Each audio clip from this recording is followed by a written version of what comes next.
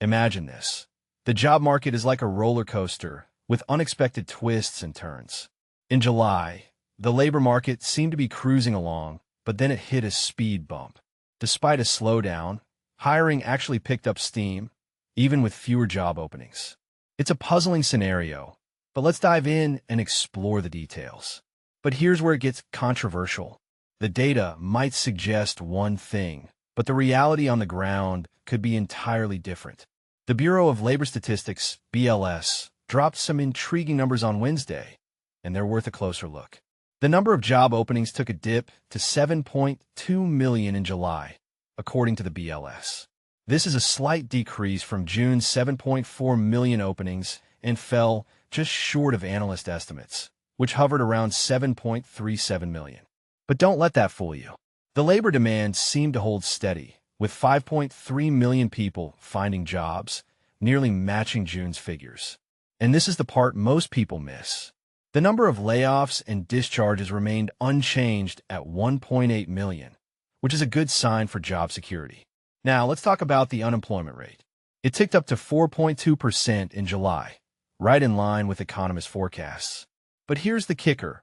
Only 73,000 non-farm jobs were added, which is less than half of the 147,000 jobs added in June. It's a stark contrast, and it raises some interesting questions. Why the slowdown? And what does it mean for the future of the job market? So, which industries were the big winners in July? Construction firms led the pack, adding about 64,000 jobs. But here's the twist. They also saw the biggest increase in layoffs, with roughly 49,000 more people let go compared to June. Manufacturing came in second, adding 41,000 jobs, but cutting 6,000 workers. Financial services and transportation, warehousing, and utilities also saw significant job growth, adding 47,000 and 47,000 jobs respectively. Information firms and accommodation and food services added 13,000 and 14,000 jobs, respectively. But the real losers were private education and health services, which saw a massive decline in job openings, with 181,000 fewer openings from June to July. Retail and mining and logging also took hits, with 110,000 and 13,000 fewer job openings, respectively. The federal government, on the other hand, reported an increase in job openings, with 135,000 openings after laying off or discharging 5,000 workers. Now, let's talk about layoffs.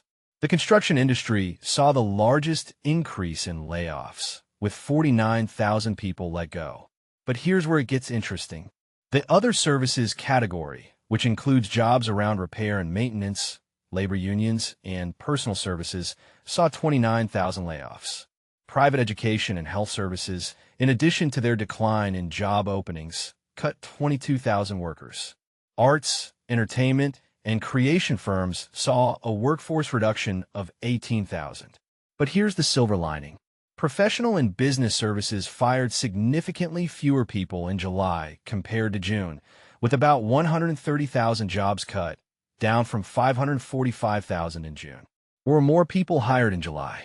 The labor market saw the most improvement in Fort Wayne, Indiana, with significant gains also in Lake County, Illinois, the Chicago, Naperville, and Elgin region in Illinois and Indiana, Brownsville, Texas, and Eagle Pass, Texas. Charlotte, North Carolina, recorded the highest growth for employment on the year so far among metropolitan areas with a population of at least 1 million people, followed by Salt Lake City and San Antonio, Texas. Looking ahead, a report on job openings is set to precede an unemployment data report from the BLS on Friday.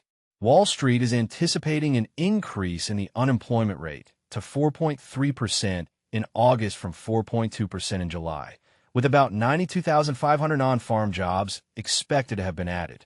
But here's the plot twist.